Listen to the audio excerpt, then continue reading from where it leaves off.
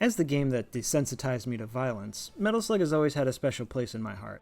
It's well known for its fantastic pixel art, goofy style, horrific violence, as well as being unforgivably difficult.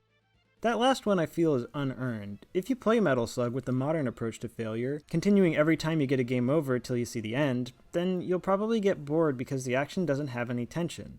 Death has no serious penalty, you just spawn exactly where you died with no loss of progress.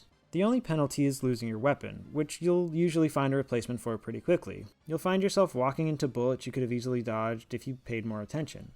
This is where playing with limited credits comes in.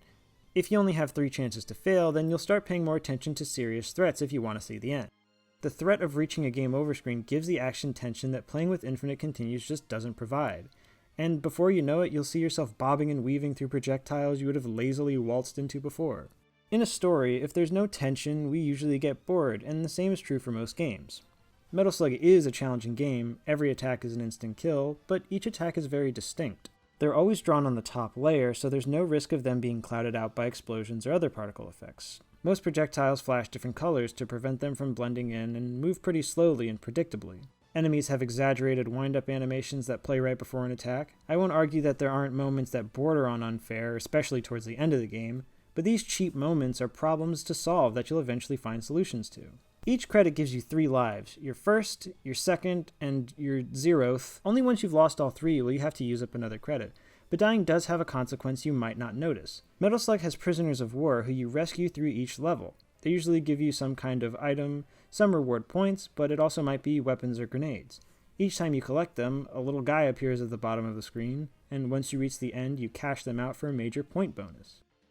But the catch is, you lose all your POWs if you die during the level, which means that a player who gets through the level without dying will always have a better score than a player who died but didn't use any credits. There are different levels of success in Metal Slug. If you don't care about your final score, like I don't, then seeing all the POWs cash out at the end is just proof that you went through the level without taking so much as a scratch, which feels pretty darn good. Dying also has you lose your current weapon, which makes that life even more valuable, especially if you have a powerful game changer like the shotgun. But losing weapons doesn't sting that much, as ammo is limited, so staying alive means you lose it eventually. Dying also refills your grenades, which are arguably more useful than any weapon, but dying costs you your current grenade count, so throwing your life away could relieve you of a massive stockpile of useful grenades. Getting a game over will spawn the iconic heavy machine gun, which lets you jump back into action with one of the game's best weapons. Little things like this always give a sense that the developers are rooting for you and want to see you succeed. The titular Metal Slug is a massive spike in power, giving you infinite ammo and a more powerful explosive, as well as 3 hits in exchange for a larger hitbox. Accurately dodging attacks with the Metal Slug is much more difficult due to its hefty jump and slower movement. The Metal Slug is a surprisingly complex vehicle to control, and being able to control it accurately and make the most of its strengths is one of the many skills you'll master as you replay the game over and over again. And making it to the end of the stage with your slug intact rewards you with a ton of points on top of your POW bonus. One of my least favorite aspects of Metal Slug is the Metal Slug attack. You eject from your tank as it races across the screen to its glorious destruction. I don't use the Metal Slug attack very often because I don't see an apparent use for it that bullets and grenades can't also solve. It also destroys the tank, which leaves you back to having 1 hit till death, and getting a worse score at the end of the level. So, if I don't use it, why am I complaining about it? The input for the MSA is just pressing jump and shoot at the same time, which, in a game about jumping and shooting, is probably going to happen once or twice by sheer chance. Considering the input to get out of the slug is down and jump, wouldn't it make more sense to press down, jump, and grenade all at the same time? Because you're pressing buttons that the player associates with getting out of the tank but also causing explosions. The Metal Slug attack is my least favorite mechanic in the game, but it's nowhere near a big enough deal to spoil the game for me, and I hope now that you know about it, it won't be able to lessen your experience. If you do decide to take on Metal Slug, you're going to see a lot of deaths before you succeed, but the more you play, you'll find yourself clearing multiple levels without taking so much as a single hit. Completing the entire game shouldn't be your immediate goal, that'll come with time. Your short-term goal should be progression. Make it to the next stage or defeat the next boss, and see what you can learn from each run. Before you know it, you'll see that glorious final mission text fly across the screen. The concept of a run might sound familiar to players of roguelikes. Both games have players making an attempt towards an end goal that's only 20 to 40 minutes of successful play away. But you'll have hours of close calls, crushing defeats, and brilliant discoveries that'll push you closer and closer to victory. What separates games like Metal Slug from roguelikes is that there's less of a reliance on random factors. This is good because everything that happens can be accurately predicted, but it might sound like each run will end up feeling the same. And while it's true, some moments will play out very similarly, running out of ammo and grenades will almost never occur in the same instances and will throw wrenches into your plans that you'll have to adapt to. Plus, you'll probably die in a different way each time, which means you'll lose your weapon, which can place you into a sticky situation. You could make the argument that playing Metal Slug in this way is just memorization, to which I'd argue so are most games. Speedruns are basically all memorization, and people still like speedrunning. I'm kind of hoping to see this type of failure system return in action games.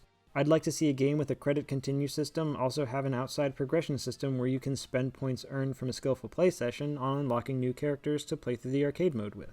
While I like credit systems, I want to make it clear that I don't want it to appear in every game imaginable. There are definitely some retro games that are plenty challenging without having to handicap yourself, and there are plenty of fantastic games that work with just the option to retry encounters over and over again infinitely. But that doesn't mean that great games haven't been made and can't still be made using a credit system. They aren't better or worse. They're just different. Metal Slug is admittedly not perfect. Some segments really border on unfair, the dedicated platforming segments have shoddy collision detection, and it doesn't even have cute girls in it. An offense its sequel would rightfully ameliorate. Speaking of which, if you enjoy Metal Slug, there are X more games just like it. I've only started 2 at the time of writing, and I can't say if this playstyle will hold up through the entire series, but I'm hoping to at least go up to 3 with it. If I have convinced you to try Metal Slug out with self-imposed challenges, then I'd like to make a few suggestions. Only play 1 run a day. That's the way I find it the most enjoyable. If you keep trying a run over and over again, I think it might start to run thin. Plus, I think one 20-minute play session is easier to fit in a busy day. But that's how I enjoy it. Pick a set number of credits and try to stick with it. There's no shame in bumping it up if you're really struggling. My personal recommendation is 3 credits, which is to say 1 credit to start and 2 continue credits. I feel like most games would only give you 1 continue, but that 3rd credit gives you an extra cushion to fall back on. If you pick up the Steam version, it gives you the option to play individual missions by themselves, so if one is giving you a really hard time, you can practice it. Personally, I don't use this feature, but I think it's a nice addition for anyone who's struggling with a specific mission.